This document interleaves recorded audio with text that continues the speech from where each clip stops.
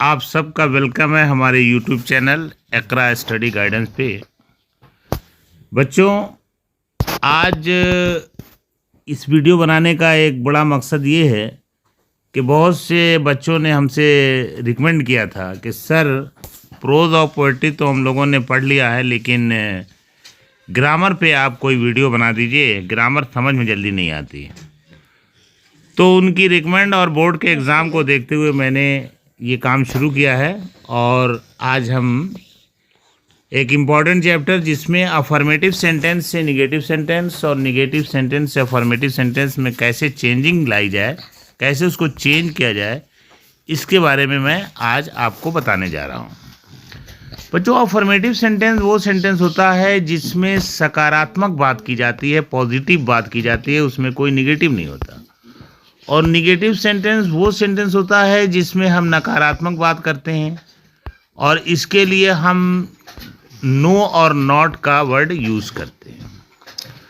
तो बच्चों, इसके बहुत से नियम हैं। सबसे पहला नियम हम ये उठाते हैं कि लिंकिंग वर्ब जैसे इज, आर, एम, वाज, वर, ये जहाँ पे आता है उस तरह के सेंटेंस को हम कैसे निगेटिव में चेंज करेंगे। तो आइए कुछ एग्जाम्पल हम लेते हैं जिसके ज़रिए हम इस कॉन्सेप्ट को अच्छी तरह समझते हैं। जैसे पहला एग्जाम्पल है, अफर्मेटिव सेंटेंस हमारा ही इज़ ए डॉक्टर, वो एक डॉक्टर है। तो हम इसको निगेटिव में कहेंगे कि वो डॉक्टर नहीं है, he is not a doctor. तो यहाँ ध्यान दीजिएगा, जो इज़ वर्ड आया है, इज़ जो एक सहायक क्रिया है, एक लिंकिंग वर्ब है, इसके बाद फौरन नॉट लग गया। फिर देखिए, आई एम वीक, अब एम के बाद हम नॉट लगा देंगे क्योंकि एम जो है लिंकिंग वर्ब है। I am not weak. तीसरा एग्जांपल है कि दे आर पुअर, यानी वे लोग गरीब हैं। तो हम निगेटिव में बोलेंगे कि वे लोग गरीब नहीं है, इसका अनुवाद हो जाएगा दे आर नॉट पुअर, वे लोग गरीब नहीं है। She was in the room, वो कमरे में थी। निगेटिव में बात करेंगे तो हिंदी में आएगा कि वो कमरे में नहीं थी। इसको अंग्रेजी में हम इस तरह कहेंगे कि she was not in the room. You were rich, तुम धनी थे या तुम अमीर थे। निगेटिव बनेगा कि तुम अमीर नहीं थे, तो इसको हम इस तरह लिखेंगे कि यू वर नॉट रिच। तो अब मैं उम्मीद करता हूँ कि ये बात आप अच्छी तरह समझ गए होंगे कि अगर हमारे इंग्लिश सेंटेंस में इज, आर, एम, वाज, वर आ जाए तो उसका निगेटिव बनाने का यही नियम है कि हम इज, आर, एम, वाज, वर के फौरन बाद नॉट लगा देंगे और जो शब्द जैसे उसके बाद लिखा है उसको हम लिख देंगे, उसमें कोई चेंजिंग नहीं लाएंगे।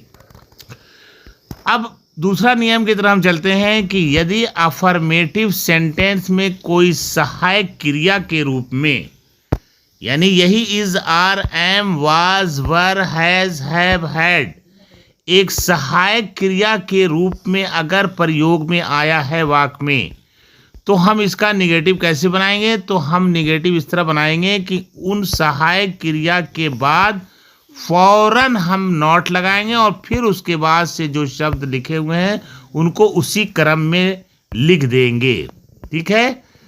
और अगर मान लीजिए कि इज, आर, एम, वाज, वर के बाद कोई और मुख्य क्रिया आई है वाक्य में, तो उस मुख्य क्रिया को नॉट के बाद ही लिखेंगे, मुख्य क्रिया के बाद नॉट नहीं लगाएंगे। इसका आप ध्यान रखिएगा कि हम जो हैं, जो अगर मान लीजिए कि is, are, am, was, were, has, have, had के साथ कोई और मुख्य क्रिया है, तो मुख्य क्रिया को हम जो है उसके पहले ही हम नॉट लगाएंगे, यानी इस के बाद, वाज के बाद, आर के बाद, एम के बाद, हैज के बाद, हैव के बाद, हैड के बाद नॉट लगा देंगे और उसके बाद मुख्य क्रिया अगर आई है तो लिख देंगे, उसके बाद अन्य शब्द को हम लिख देंगे। जैसे अब आप देखिए, उसमें एक वाक्य है कि he is writing a letter, वो पत्र लिख रहा है।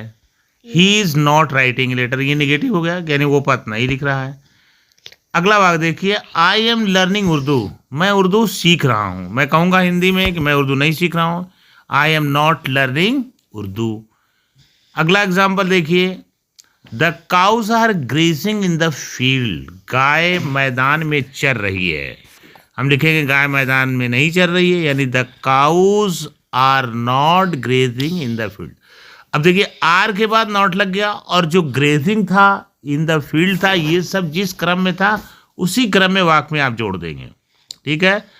The girls was singing a song, the girl was यानी लड़की गाना गा रही थी, तो हम लिखेंगे the girl was not singing a song. फिर है we were going to school, हम लोग स्कूल जा रहे थे, हमारा इस पर निगेटिव बन जाएगा कि we were not going to school.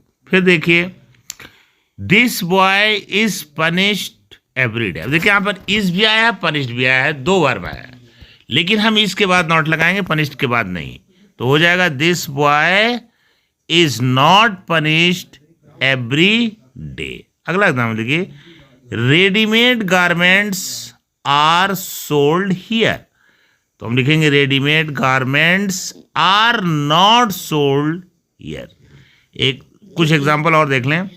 I am invited every year by him, अब देखिए एम और इन्वाइटेड दोनों वर्ड आया, लेकिन हम एम के बाद नॉट लगाएंगे, बाकी जैसे वैसे लिख देंगे। आई am not invited every year by him. He was appointed in the office, ठीक है, यहां पर वाज के बाद नॉट लगा देंगे कि he was not appointed in the office. इसके बाद हो जाएगा कि the house was decorated beautifully, ये वाक्य है आपका अफर्मेटिव। अब इसमें नॉट लगा देंगे कि the house was not decorated beautifully.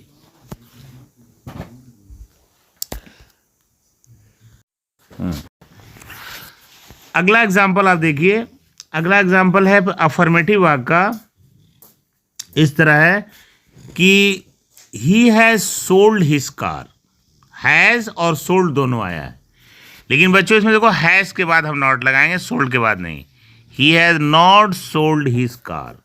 अगला एग्जाम्पल देखिए कि we have won the match, अब दो वर्ब इसमें आया, एक हैव है, एक वॉन है, तो हम हैव के बाद नॉट लगाएंगे और लिखेंगे कि we have not won the match. एक एग्जाम्पल और देख लीजिए, I had finished the lesson, यहाँ हो जाएगा I had not finished the lesson. तो बच्चों ये दो नियम मैंने आपको बताया कि अगर लिंकिंग वर्ब अकेला आया है तो उसके बाद नॉट लगा देंगे, बाकी शब्द उसी क्रम में लिखे जाएंगे, और अगर लिंकिंग वर्ब के साथ कोई और वर्ब आया है तब भी हम लिंकिंग वर्ब के बाद नॉट लगाएंगे, और जो दूसरा वर्ब है वो उसको उसके आगे उसी क्रम में और अन्य शब्द को उसी क्रम में लिखेंगे।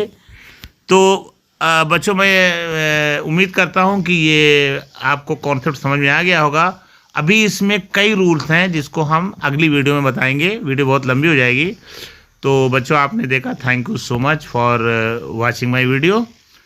ओके, और बच्चों आपसे एक रिक्वेस्ट है कि अगर ये वीडियो अच्छा लगे तो आप इसको लाइक करिए, सब्सक्राइब कीजिए और अपने दोस्तों में इसको शेयर ज़रूर कीजिए ताकि दूसरे लोग भी इससे फ़ायदा उठा सकें, और चैनल को सब्सक्राइब कीजिए ताकि मैं जैसे ही दूसरी वीडियो अपलोड करूं तो आप तक पहुंच जाए। Thank you.